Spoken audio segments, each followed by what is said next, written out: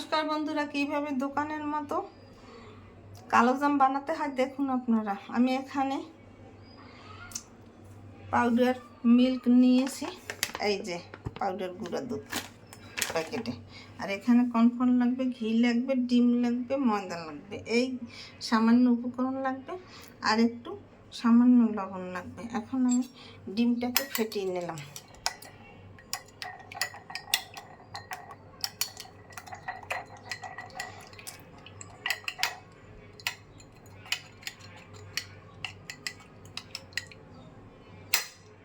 ডিম ফেটানো হয়ে গেছে, এই ময়দাটা দিয়ে দিলাম।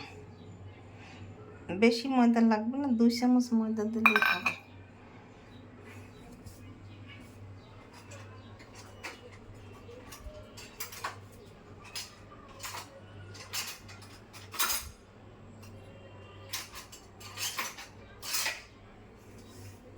এখন কর্নফ্লাওয়ার দিয়ে দেবো, এই যে এটুকু, আর একটু খাওয়ার সোডা লাগবে। এই যে ঘি দিয়ে এটাকে মেখে নিতে হবে।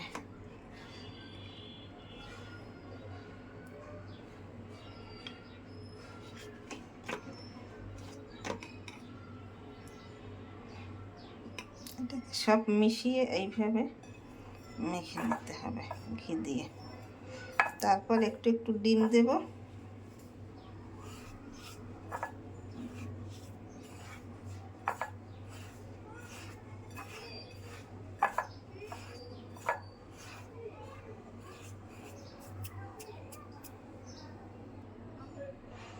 এটা ঘি দিয়ে বেকিং পাউডার দিয়ে মাখা হয়ে গেলে আর লবণ দিলাম একটু।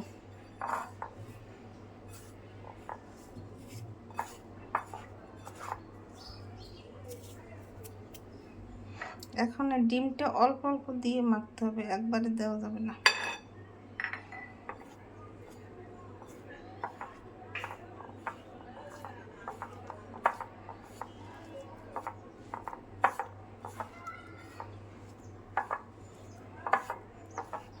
মাখতে মাখতে যখন এটা শক্ত হয়ে যাবে তখন 10 মিনিট রেস্টে দিয়ে দেব। এই যে ঢাকনা দিয়ে ঢেকে আমি 10 মিনিট রেখেছি। এই যে ঢাকনা আমি তুলে দিলাম, দেখুন কত সুন্দর পারফেক্ট হয়েছে।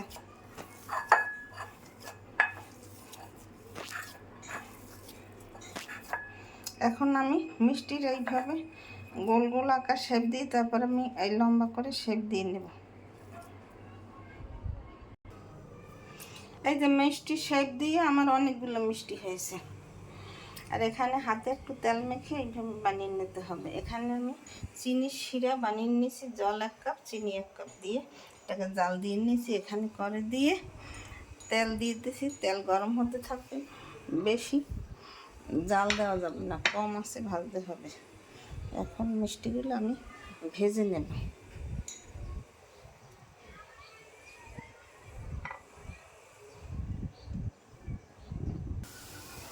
এই যে দেখুন মিষ্টিগুলো ফুলে কত বড় হয়ে গেছে।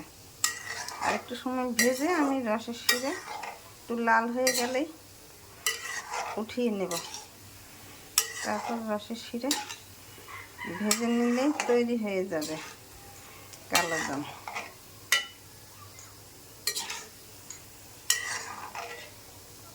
যে ভাজা প্রায় হয়ে গেছে, আর অল্প একটু সময় লাগবে ভাজতে।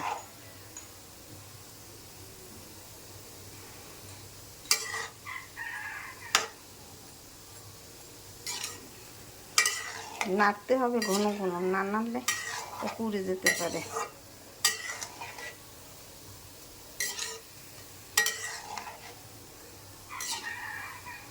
এই যে লাল আকার হয়ে গেছে, এখন আমি তুলে নেব।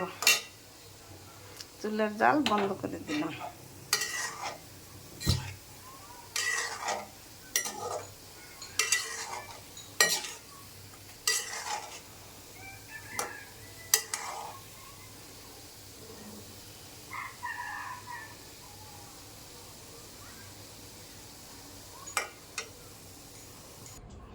এই যে আমি তুলে নিয়েছি, শিরায় আমি ভিজিয়ে দিয়েছি, দেখুন এখন ফুলে শুরু করে দিয়েছি।